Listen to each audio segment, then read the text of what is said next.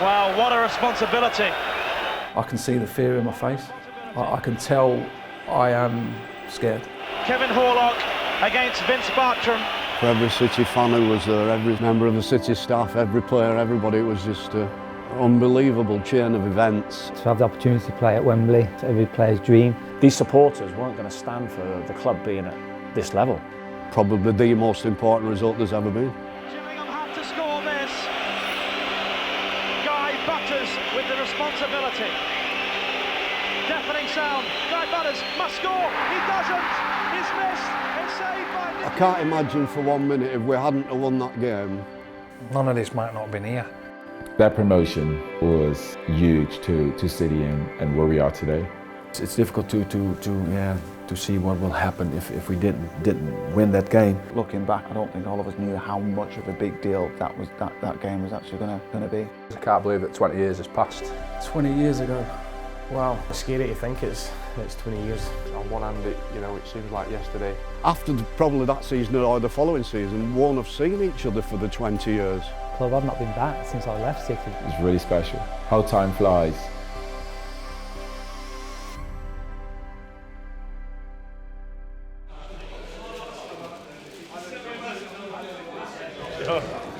Look at you!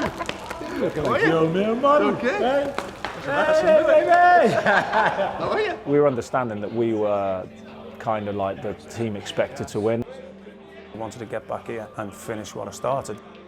We knew we needed to be at it from the moment the season started, obviously going down. The first half of the season in that division was really tough. All the clubs you played against, there were smaller clubs than City.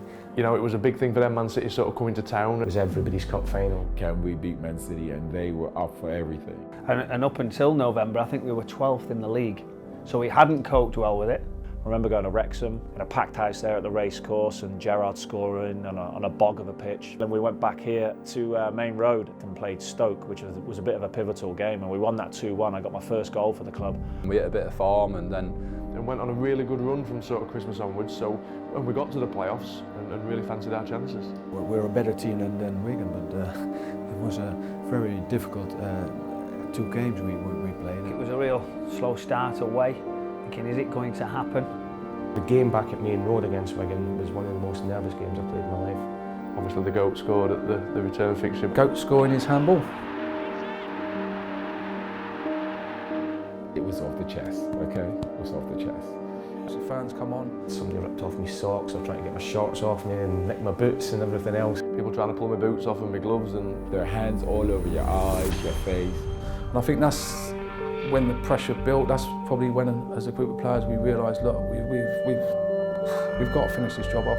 And then, but for the club to be able to go to Wembley, that seems crazy talking about it now, was just a huge achievement. To play at Wembley was a dream for all of us. You know what I mean? To get to a final, any final, it was a big day, and we knew it was going to be a full house, so it made it even special. It's like any final. Obviously, anyone can win it, doesn't matter what form you're going into, but we were very confident going in because we were on a roll, the momentum was there with us. It's a one-off game. Of course, we're the favourites. We're the bigger team, we're the better players, but it's a final. In finals, anything can happen. We prepared exactly the same as we did for any other game. It was the end of my first season, so I was only 20. To be sort of playing at Wembley, I've only been left school sort of 4 or 5 years, was sort of rather over stuff. And the side we came into the change rooms at Wembley Stadium was the Man City side, and there was just thousands and thousands of Man City fans, whether it be the blue shirt or the iconic strip that we wore that day. The lucky shirt, the lucky shirt. We both wore blue ourselves in Gillingham, and I said, well, I'm quite happy for us to play in that striped one, the yellow and striped one, because I don't think we'd lost it. It had been quite successful for us. Now I look back at it now and I see that sort of 28-year-old boy who was walking onto the pitch, and I feel more pride now and proud of him now than I did actually on the day, which is quite surreal. I remember Andy Morrison introduced, walking down the line, he was introducing everyone, and I think I'd done something silly. Joe asked me how I knew the national anthem, and I went, it's there on the board, and he just started laughing. Here we go then, the most important 90 minutes in the history of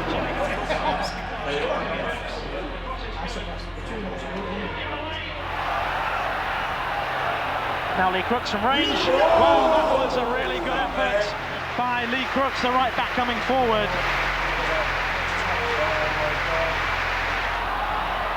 Paul Dickoff, that's a useful ball. Really dangerous ball, but it could be stretched here. Again, Dickoff in the channel. That's a great touch inside. Patterson was there with him. Chance though for Cook. He got a touch on that. That's a fantastic save. We probably did enough to win it. On the flip side, we nearly did enough to lose it. And it looks as though it could be Andy Morrison, the captain, is going off. It is. He was just letting me know, because he was the captain at the time. He was a massive influence, and he was just sort of saying, "You've got to keep them at it." They look up to you and get them at it. And he was actually saying, "Get them playing." Bishop for Brown. Ian Bishop, who has never played at Wembley in his 16-year career. He wanted to do well, and I feel like I had contributed right out until the season. You think you could have justified a little bit more towards the end, but at 0-0, you're thinking, how can we change it? What can we do? And only Sean Gota for him. It might come for Gota. It's off the post, and what an escape for Gillingham! Sean Gota off the post. People only realised I was there from that. So where were you all game, Sean? Hitting the post was frustrating. I couldn't proper lash at it. I really couldn't hit it hard. And this could still be won by either side. Nice ball inside by Asaba. Paul Smith turns. Good ball. Carl Asaba! Real chance! It's gone! It's the most important goal he will ever score! I'm thinking, oh no. It's a real punch in the gut. And then I think, wanted to ask any ref, and you just know it's very little time. We're getting into 80-odd minutes now and Carlos Alba scores, and you're thinking, no, 1-0 down, we've got it all to do. In an early year to Colchester and to Grimsby's. I entered the pitch 1-0, go to 2-0 as soon as I come onto the pitch. Long kick by Vince Bartram. More space now for Carlos Alba. Great touch. Robert Taylor here has room. Tries from range. He's scored!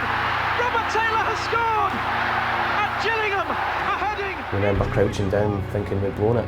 The build up to the game was phenomenal.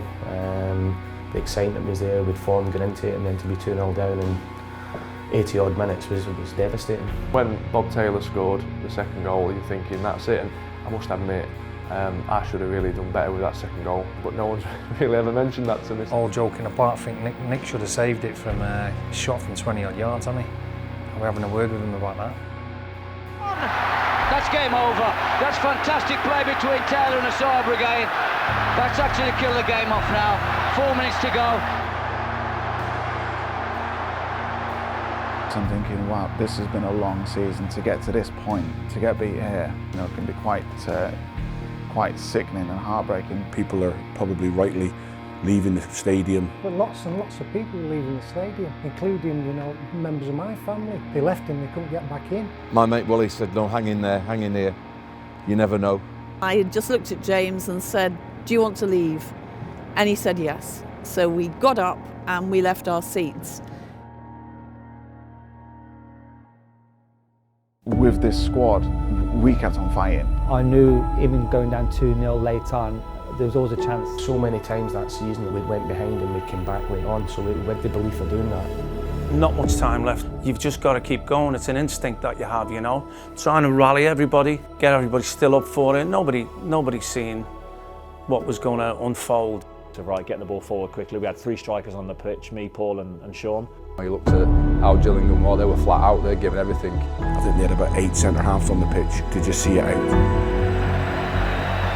They've got 3 minutes to get 2 goals. It's too late now, surely, Brian.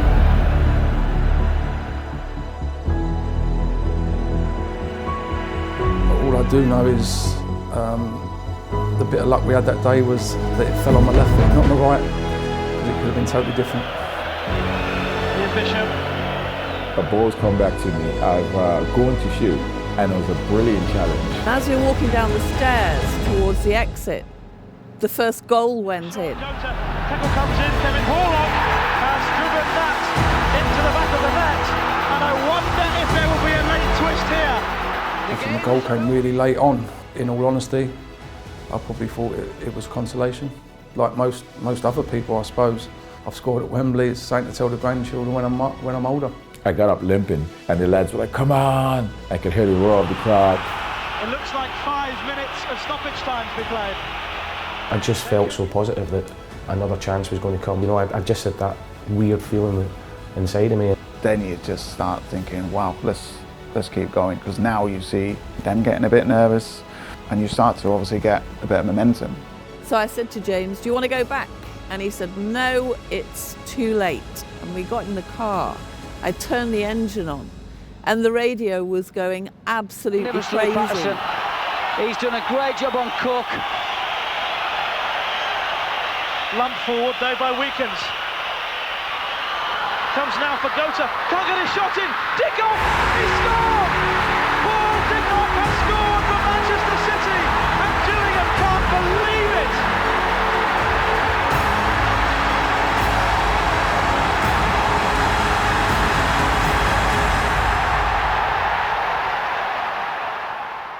I can just see the ball, and it seemed to be slow motion for a little bit, going into the top corner, and then, you know, just mayhem. I think every emotion possible came out in the celebration. I remember sort of running the full length of the pitch towards them, slid on my front and what have you, and yeah, it was just unbelievable.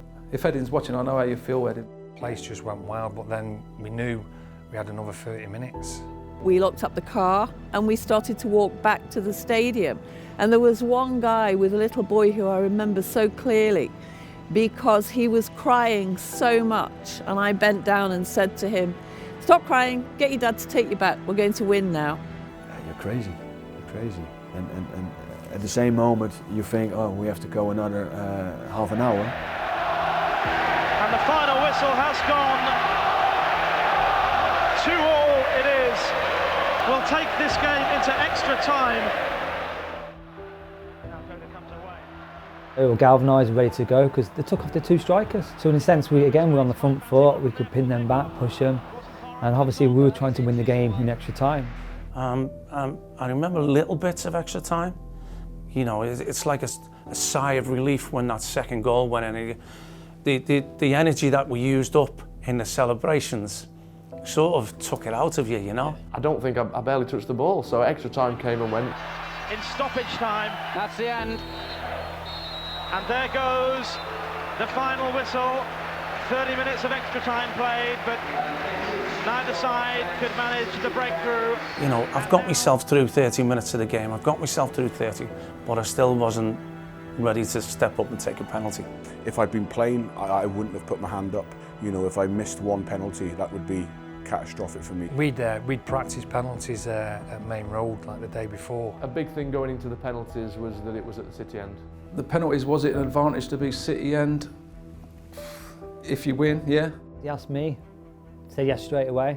As soon as I said yes straight away, I remember what we just done. Extra time played, but neither side could manage the breakthrough, and now we have penalties. Vince Bartram hugs his mate Paul Dickoff, the best man at his wedding. We got together before Christmas time talking about, imagine it went to Wembley and it went to penalties and I'm up against Vince, and all of a sudden 5 months later, scarily, that was the scenario that happened. And if we've seen some drama already, that's nothing compared with what's coming up next. Well, the two keepers, Vince Bartram and Nicky Weaver, which one of them will end up a hero?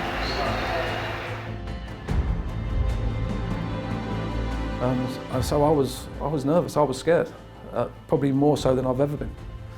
Changed my mind loads of times, walking up thinking, right, what am I going to do here? The one thing was certain, I was going to take it with my left foot, but was I going to smash it? Was I going to go left? Was I going to go right? I can't explain it.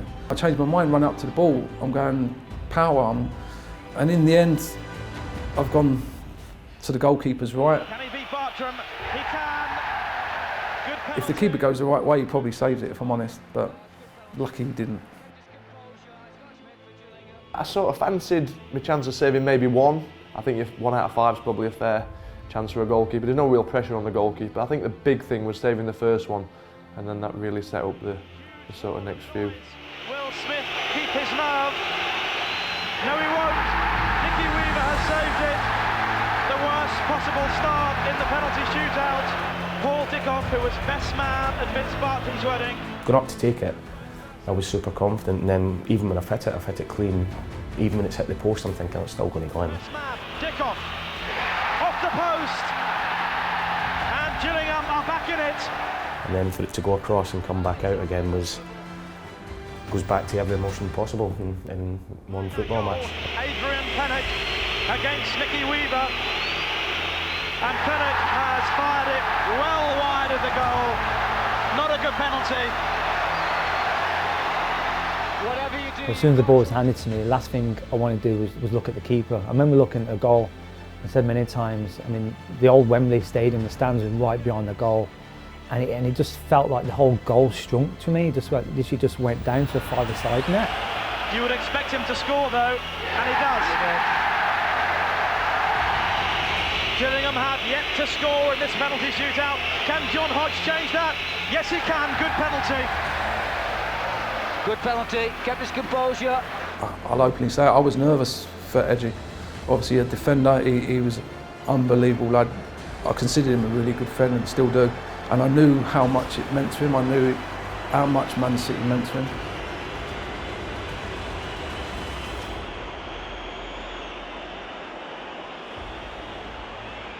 It's an unbelievable penalty. Brave to take it, he's left no room for error. So I was buzzing for him, and you see by his celebration how much it meant.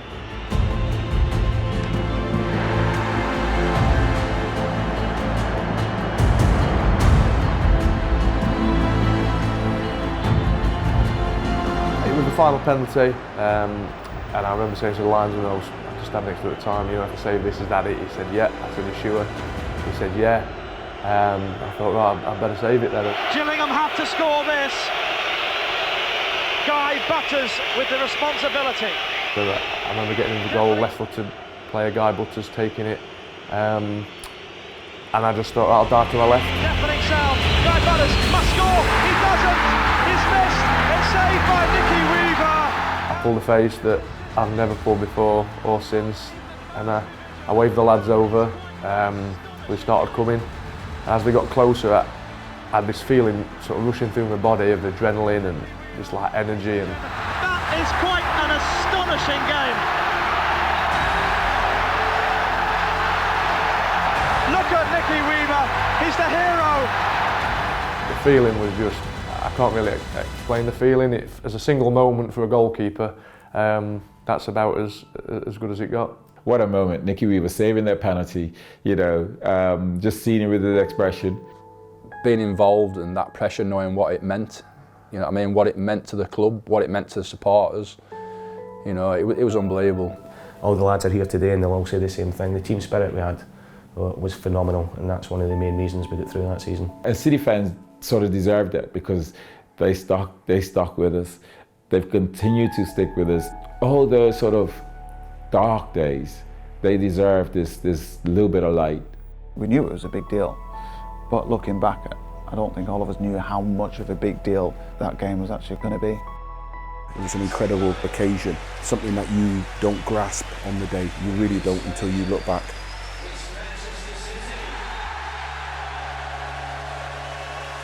It's been that long since that game, 20 years, and it's as if like it was yesterday. I'm just thankful that it happened. I was lucky enough and privileged enough to have been a part of it, and they deserve all the success they get there.